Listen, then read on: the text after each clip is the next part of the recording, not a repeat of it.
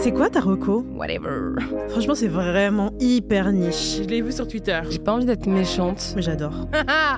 C'est l'heure de la reco Intello. Pour vous, j'ai épluché les programmations des musées, j'ai chiné les dernières sorties de bouquins et j'ai même passé en revue la liste des événements sur Facebook, c'est pour dire.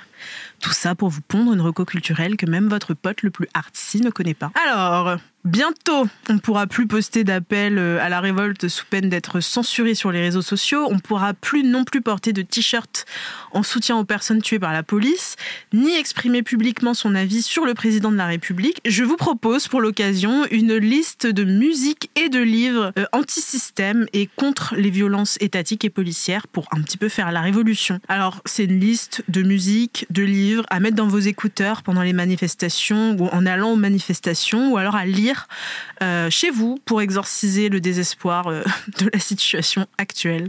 Alors en musique, je vous propose Fuck the Police de NWA. Alors pour moi c'est un classique, je sais pas si tu connais. Yes, of course. Et je rajoute d'écouter aussi Fuck le 17 de 13 blocs. Oui, j'allais y venir, justement, je vais enchaîner. Non, t'inquiète, c'est trop bien.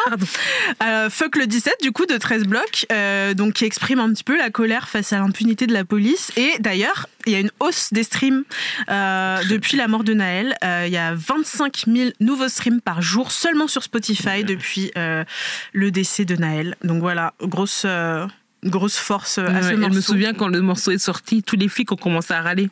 Ouais, ils râlent de nouveau là. Ouais. Mais personnellement, en manifestation, quand je suis avec mes potes, on amène souvent une enceinte et c'est souvent une musique qu'on passe. Parce que ça donne de l'énergie et voilà. Il y a aussi une chanson que j'aime beaucoup qui s'appelle The Revolution Will Not Be Televised et c'est de Jill Scott Heron. Et en fait, c'est un poème qui a été mis en musique par du coup Jill Scott Heron. Et en gros, selon ses mots, c'est une musique, un poème contre les médias de masse et contre l'ignorance par l'Amérique blanche de la dégradation progressive des conditions de vie dans les cités. J'aime beaucoup cette musique. C'est un petit peu récité comme un poème, mais sur de la musique et ça, je sais pas, ça donne un peu de comme la du force. slam ou ouais, un peu, mais et du coup, c'est super beau. Moi, j'aime beaucoup en tout cas. Je vous la recommande. Et un autre morceau favori, Killing in the Name of, de Rage Against the Machine. En fait, c'est un groupe de rap métal, donc j'aime beaucoup. Et en fait, c'est une chanson qui est sortie après des émeutes qui ont eu lieu à Los Angeles, je crois, après l'acquittement de 4 policiers blancs pour l'arrestation de Rodney King, qui était un activiste afro-américain.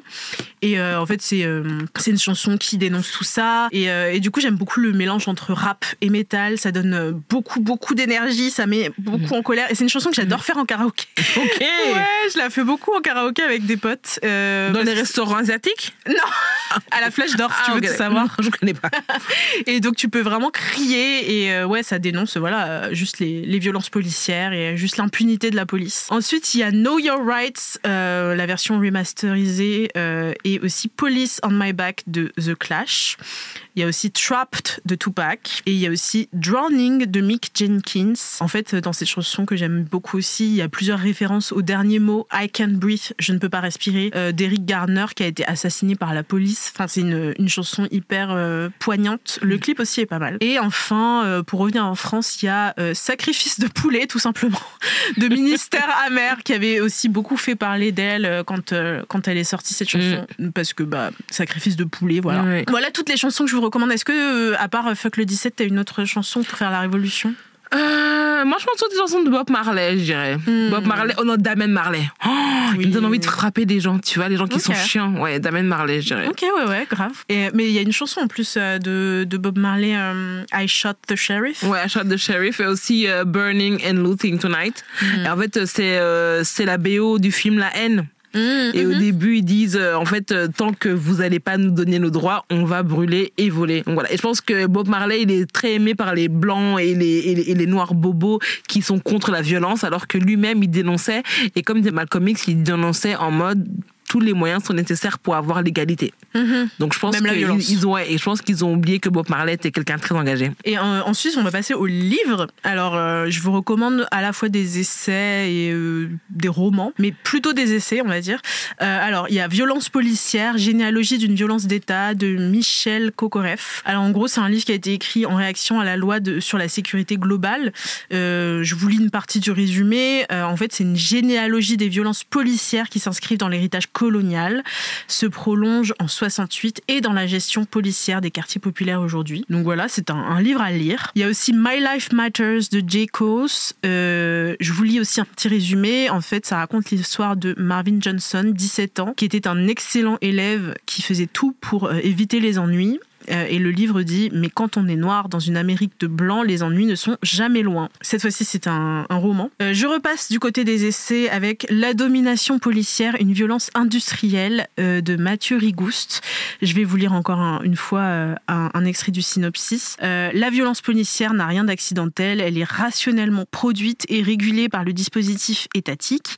La théorie et les pratiques de la police française sont profondément enracinées dans le système colonial.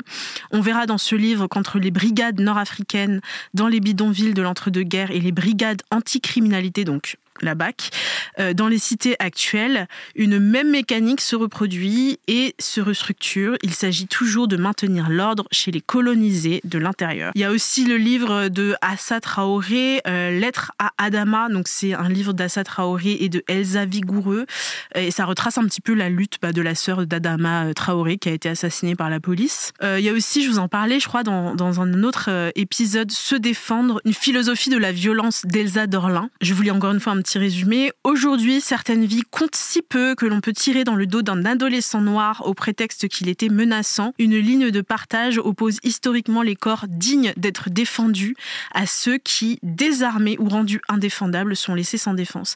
Alors, ça n'a pas du tout été écrit après la mort de Noël, mais ça résonne beaucoup quand on parle de tirer dans le dos d'un adolescent noir sans défense. Et en fait, le livre parle vraiment de la violence, du fait que, par exemple, on va décrire les émeutes entre guillemets, donc les révoltes, comme de la violence, alors que c'est en réaction à une violence bien plus ancrée et bien plus violente, donc celle de l'État, celle de la police, et ça raconte aussi le fait que justement les personnes victimes de tout ça, elles sont désarmées et vraiment juste livrées à elles-mêmes. Donc c'est un livre à lire. Et enfin, 1312 raisons d'abolir la police de Gwenola Ricordo. Je vous lis encore une fois un petit résumé. Si la police ne nous protège pas, à quoi sert-elle ?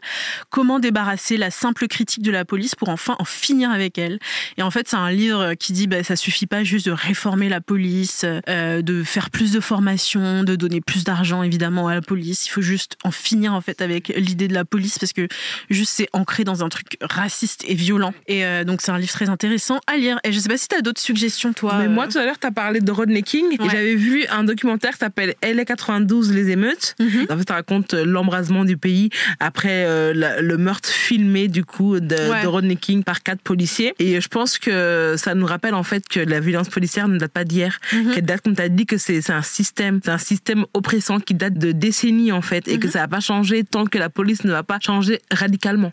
Et je sais pas si tu as vu par exemple, je pense que tu as entendu le discours qui a choqué un peu les policiers de Darmanin, qu'il a dit qu'il était qu'il était à tête d'un ministère de jeunes enfants de 18 ans qui n'avaient pas fait d'études et que c'était un peu normal qu'il y ait des problèmes dans la police parce qu'en fait ils sont cons. Et c'est vrai en fait, les flics sont souvent très cons. Oui, je l'assume, ils sont souvent très cons. Ils ont souvent pas la formation nécessaire. Et je pense que tant qu'il y aura pas vraiment un bon recrutement des policiers parce qu'ils ont le droit de tuer, ça va jamais changer. Et donc regardez le documentaire, il est très émouvant et ça prouve encore que ça fait des années que les racisés se plaignent de la police, se plaignent de la violence de la police et surtout du laxisme de la justice. Exactement. Voilà, c'était pour les suggestions un petit peu pour faire la révolution, soit en manif, soit chez vous. Dans les prochains épisodes, je vais essayer de vous donner d'autres recos, peut-être de films, de documentaires, d'artistes, de séries et plein d'autres choses. Parce que, voilà quoi. On est en plein dedans et si vous voulez vous informer autrement que par des posts Instagram ou par des articles de magazines, ça peut être aussi intéressant de lire certains livres, d'écouter certaines musiques. Et puis parfois, ça donne un petit peu la motivation de sortir dehors et d'aller manifester.